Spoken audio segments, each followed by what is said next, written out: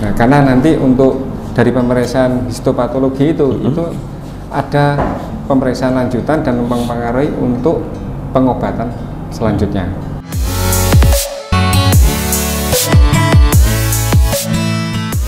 Informasi hari ini, Humas RSUD Jombang menyapa. Bincang-bincang dengan Dr. Agung Dwi Suprayitno, SPPA. Dokter spesialis patologi anatomi RSUD Jombang. Membahas tentang pemeriksaan histopatologi. Assalamualaikum warahmatullahi wabarakatuh dan salam sejahtera untuk semuanya pemirsa podcast Humas RSUD Jombang. Dan perkenalkan saya Krisna Harisukemi. Kebetulan hari ini saya mendapatkan amanah ini dok ya dari Dirut RSUD Jombang dan terutama Dr. Ferry untuk membantu di acara podcast yang semoga makin hari makin keren.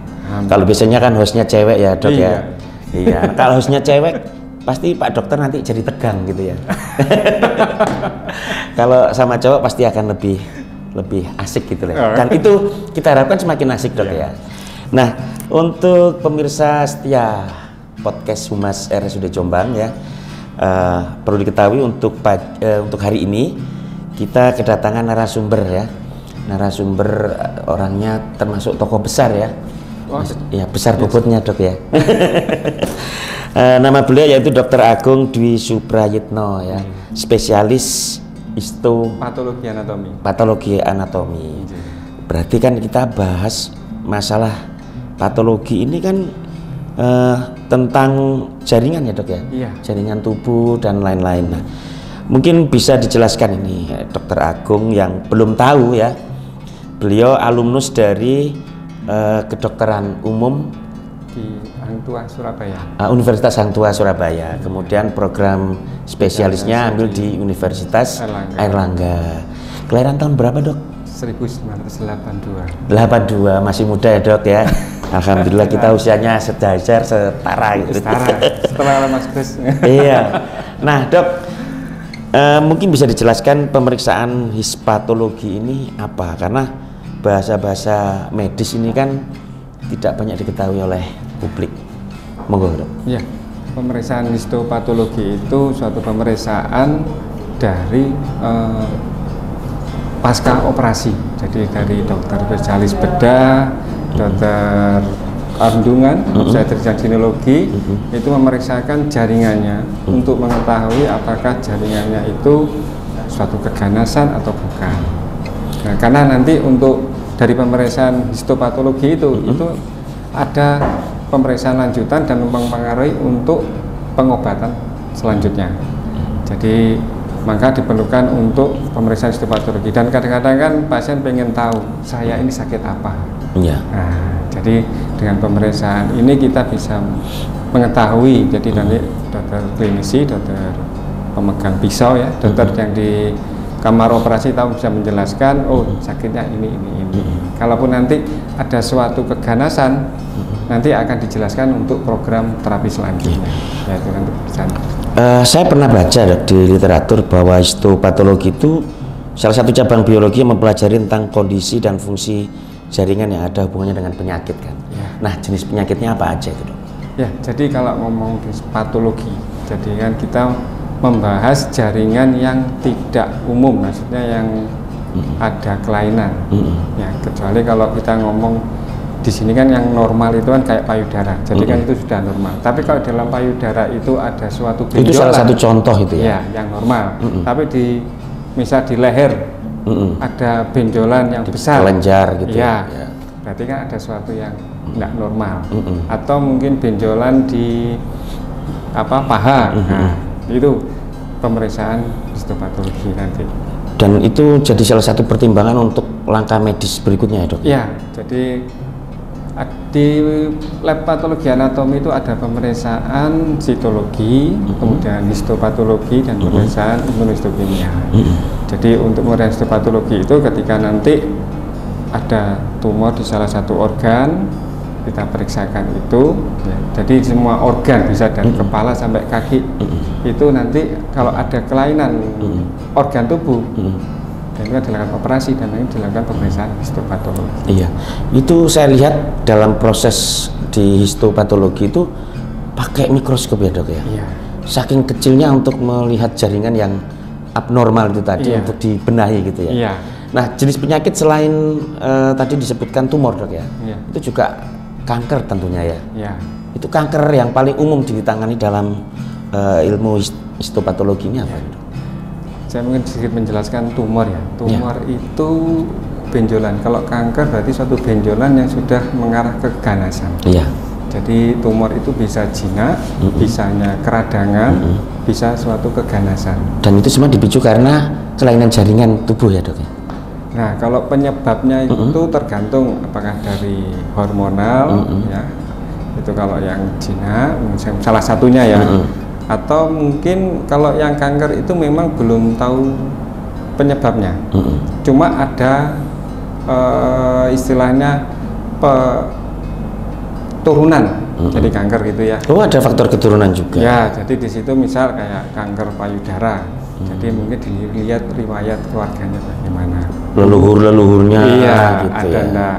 Jadi kalau dia sudah keluarganya ada, jadi ada sel-sel itu yang ibaratnya bakat untuk jadi kanker. Berarti itu penyakit genetikal ya, keturunan ya dok? Iya. Ya gitu. Tapi kalau untuk penyebab pastinya memang belum ditemukan secara ini. Tergantung pemicunya dan stimulus penyakit itu ya. Tergantung dari nanti pemicunya, salah satunya ya faktor makanan yang banyak mengandung bahan-bahan kimia. Iya. Gitu ya.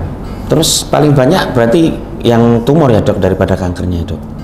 Kalau tumor itu belum tentu kanker, tapi enggak kanker, untuk yang ditangani untuk pemeriksaan histopatologi. Iya, semua. Jadi semua baik yang benjolan itu ya, jadi baik yang keradangan, yang paling banyak itu kan TBC.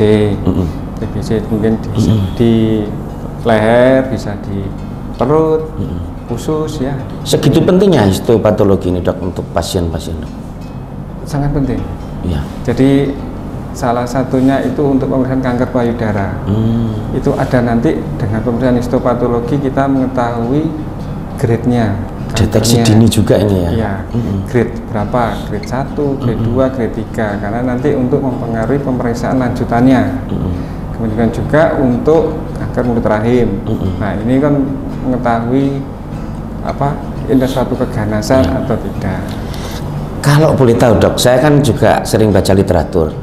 Penyakit pembunuh nomor 1 dan nomor 2 di kalangan perempuan di Indonesia itu kan karena banyaknya penyakit kanker payudara dan serviks atau mulut rahim ya dok ya. Nah kalau boleh tahu terus manfaat dari histopatologi ini sendiri kita tarik lagi nih dok. Ini untuk pasien apa? Setelah tahu malah nakut-nakutin enggak ini? Kan gitu. Banyak yang meremehkan tapi tiba-tiba langsung stadiumnya stadium 2 sampai 4 gitu loh. Ya. Jadi kalau untuk kasus kanker payudara ini ya, memang rata-rata yang datang ke rumah sakit itu kondisinya sudah parah ya? Sudah parah, atau mungkin dari pemeriksaan histopatologi yang kita tahu grade-nya rata-rata kan grade 3, jadi kan sudah tingkat keparahannya kan sudah tinggi. Di Jombang ini tinggi ya dok angka kanker payudara? Dari data itu saya tinggi, dan usianya bukan usia 60 tahun ke atas. Masih usia produktif ya? Usia 30 ada. Ada ya? Nah, karena itu banyak yang muda juga kan dok? Iya. Saya cuma tanya kepo sebagai seorang laki-laki gitu ya. Ini pemirsa mungkin saya bisa mewakili perasaan kepo Anda ya. Bahwa kanker payudara ini kan banyak teman saya ini yang istrinya meninggal, saudaranya meninggal, orang tuanya meninggal. Berarti kan usia-usianya rentangnya itu mulai produktif sampai mulai pramenopause dan menopause. Selain faktor genetikal tadi dok ya, apakah memang pemicu yang lainnya penyebab kanker payudara ini karena perlakuan terhadap payudara perempuan itu sehingga bukan hanya faktor genetikal? Mohon maaf ya dok ya. Ya, ada suatu penyebab hormonal. Hormonal. Ya. Dari bukan perlakuan pada payudara itu misalnya dok. Enggak, ini mewakili rasa keponya teman-teman yang ada di sini di ruangan sini sama pemirsa di rumah. Ada faktor hormonal. Kita kan tahu dari hormonalnya kan ada pemeriksaan lanjutannya. Oh ini pemeriksaan ini ke arah ini. Jadi pemeriksaan kita tahu dari hormon atau enggaknya kan setelah pemeriksaan histopatologi itu ada pemeriksaan imunohistokimia. Nah, dari situlah kita bisa mengetahui ini apakah hormonal atau tidak. Ya mohon maaf dok ya, payudara itu kan jaringannya lembut-lembut itu kan ya. Saya baca ini di jurnal medis ini. Perlakuan itu juga mempengaruhi kerusakan jaringan di sekitar payudara sehingga mungkin ada luka di dalam, terus kemudian menimbulkan pendarahan atau apa sehingga memicu penyebab kanker selain faktor genetikal dan hormonal. Kalau selama ini ngaku dong dok? Dari literatur, dari literatur itu, kalau perlakuan seperti itu sebagian kecil ya dok? Iya. Yang paling banyak itu ya faktor genetik dan hormonal. Ya berarti kan dugaan saya ini berarti hoax ya dok ya. Terus saya punya tetangga dok, saya nggak nyebutin namanya ya. Itu kemarin baru pulang dari rumah sakit RSUD Jombang. Itu dikira penyakit biasa dok, tapi tiba-tiba terjadi pendarahan hebat. Sehingga dibawa ke sini, ke rumah sakit RSUD Jombang, dan alhamdulillah perlakuannya baik ya. Mulai dari diagnosa pertama di UGD karena kan pendarahan berat, kemudian sampai dibawa ke histopatologi dan lain-lain. Saya nggak nanya detail, cuman akhirnya muncul hasil diagnosanya tetangga saya itu kena penyakit kanker mulut rahim atau serviks. Itu pemicunya apa itu dok? Kalau kanker payudara kan udah tahu. Nah, serviks ini kan termasuk di organ genetik ya. Itu gimana dok? Ya itu mas, jadi kalau kanker itu semua organ ya. Itu belum tahu penyebab pastinya. Sampai tapi sekarang. salah satu yang paling banyak ditemui adalah genetik. Genetik ya. Jadi tidak hanya di payudara saja enggak, tapi bisa di kanker mulut rahim, di otak, di manapun. Apa benar itu ada pendarahan hebat itu dok? Salah satu tandanya seperti itu. Itu ya. Jadi salah satu tanda adanya suatu keganasan atau kanker itu kan salah satunya perdarahan. Kalau sudah sampai tahap taraf pendarahan hebat itu masuk stadium berapa dok? Nah, kan ada level-levelnya. Itu level-levelnya itu tahunya pada saat pemeriksaan histopatologi. Jadi kalau untuk pasien datang, kemudian dengan perdarahan dilakukan oleh pemeriksaan mungkin yang mulut rahim oleh dokter obstetrik ginekologi, dokter Obgyn. Nah itu nanti kan diambil sampel salah satu organ, ya. Nanti diperiksakan ke ini PA. PA itu apa dok? Patologi anatomi. Oh, sebutin dok ya. PA. Kirain pengadilan agama gitu ya. terus dok. Nah di situ kan nanti dilakukan pemeriksaan histopatologi. Nah di situ kan terlihat apakah jenis keganasannya seperti apa dan sel-sel yang apa. Nah di situ kan, kalaupun dan di situ bisa dilihat untuk jenisnya apakah yang masih aman, masih ganas tapi masih low atau moderate atau yang sudah advance. Teman saya juga ada yang istrinya meninggal kena kanker payudara dok ya. Itu badannya semakin menyusut, terus smell ya, menimbulkan bau ya karena sudah mohon maaf ini membusuk. Kemudian kalau yang serviks ini saya kurang paham, apakah pendarahan terus-menerus itu tidak bisa dihentikan? Saya sebagai orang awam mikirnya kalau pendarahan terus-menerus itu efeknya nanti kehabisan darah, apa benar itu dok? Ya, jadi salah satunya ini kan adanya anemia ya. Jadi ada kekurangan darah. Ya, namanya sel ganas itu kan dia kalau sudah menyerang sumbernya di payudara, tapi kalau bisa menyerang ke otak, bisa menyerang ke paru, bisa menyerang ke mana ya, saja. Dok, ya? Nah, lewatnya mana? Bisa lewat pembuluh darah, bisa lewat di kelenjar getah bening. Jadi komplikasi gitu ya? Iya, jadi bisa menyebar kemana-mana. Apalagi kalau makanya untuk mengetahui ini sumbernya harus dimatikan, dioperasi atau apa gitu.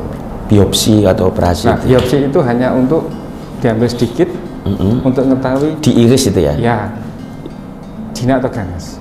Diambil jaringannya yang bermasalah itu? Ya, kalau biopsi kan hanya saya bilang pakai mikroskop itu ya? Ya, jadi ngambilnya cuma sedikit gini.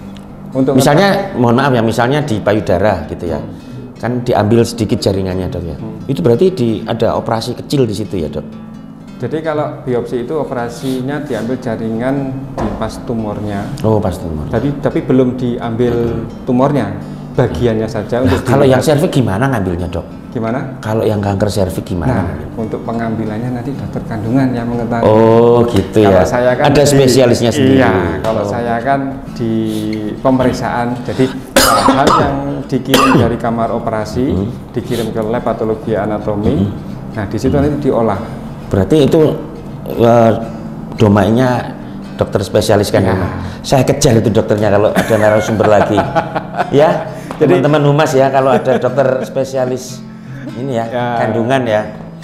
Kalau saya domainnya atau wilayahnya saja di pemeriksaan itu patologi. Cuma di sini kan kita harus kuncinya di histopatologi itu ya, Dok ya. Iya. Jadi untuk langkah selanjutnya. Untuk langkah selanjutnya dan terapi selanjutnya gimana? Apakah perlu operasi kecil atau operasi besar? Kuncinya di histopatologi. Saya mau tahu ini loh diagnosanya apa. Saya kalau sekedar nanya ini, Dok ya. Dokter dari dokter umum menjadi dokter patologi spesialis. Alasannya apa, Dok? Kok nggak milih spesialis yang lain? Kan banyak itu jenis cabang ilmu kedokteran kan, Dok?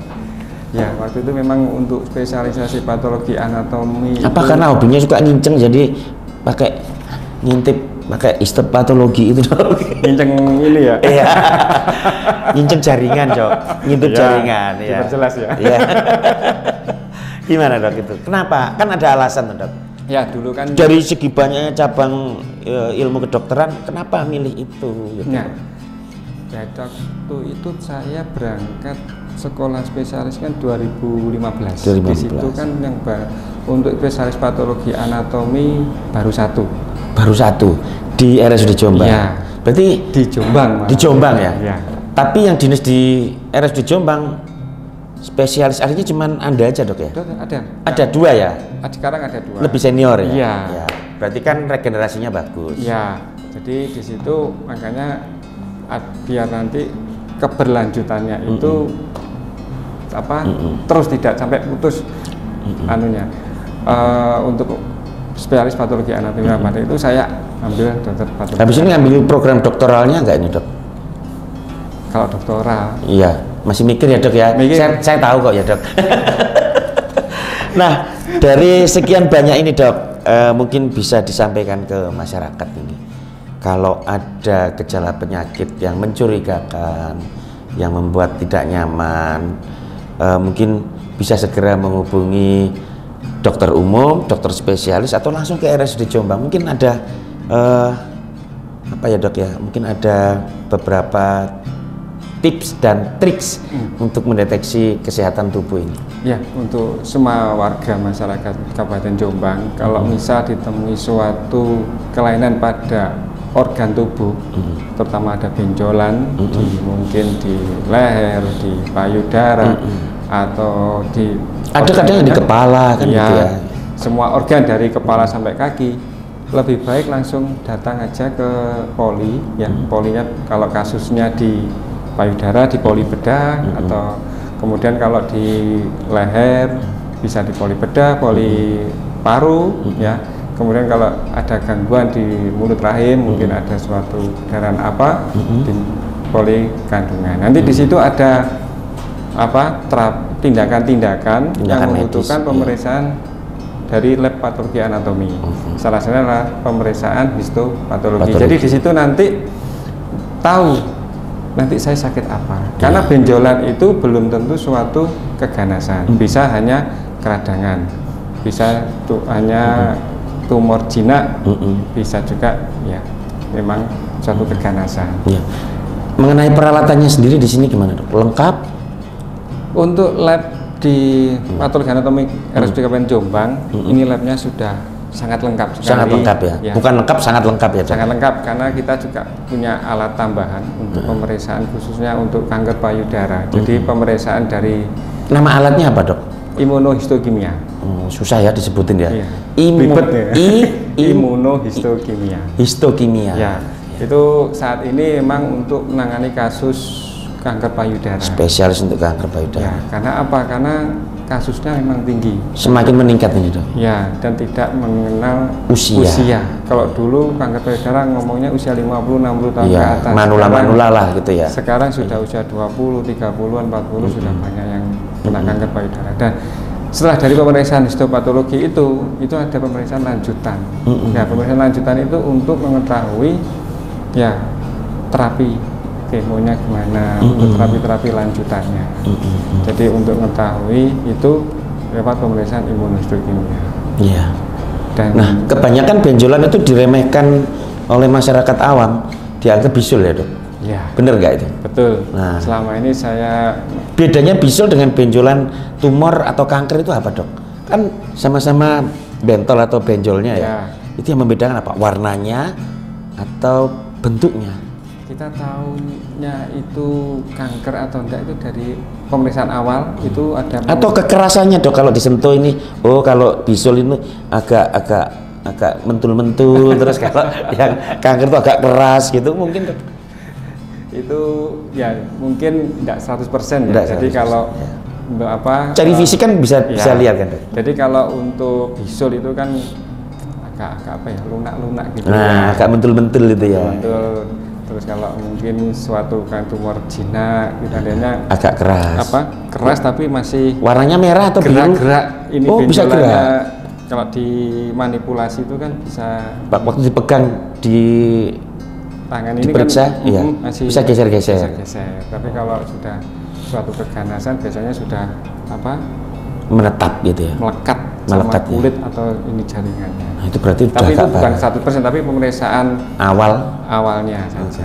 Jadi untuk pastinya ya pemeriksaan histopatologi. Jadi buat masyarakat nggak usah segan-segan datang ke RSUD Jombang, peralatannya lengkap dan nanti deteksi dininya dari histopatologi. Deteksi dininya kita ada pemeriksaan ini biopsi aspirasi jarum halus. Itu masuk di lingkup jenengan enggak? Iya. Jadi sebelum dilakukan pemeriksaan ini tindakan operasi kan biasanya pasti melakukan permintaan untuk dilakukan pemeriksaan biopsi jarum halus. Jadi benjolan itu langsung ditusuk sama jarum, diambil sampelnya, tetap pakai mikroskop nanti akhirnya. Oh iya, larinya ke situ juga. Ya, nanti kalau satu keganasan dioperasi dan ada pemeriksaan lanjutannya. Kalau suatu tumor jinak dia hanya diambil benjolan saja, sudah selesai. Kalau suatu keradangan sama, tergantung dia nanti keradangannya spesifik atau tidak. Kalau keradangan spesifik seperti TBC, nah nanti ada program pengobatan TBC yang sampai 6-9 bulan. Berbeda perlakuannya juga. Ya, jadi situ. Terima kasih Dr. Agung Dwi Suprayitno ya.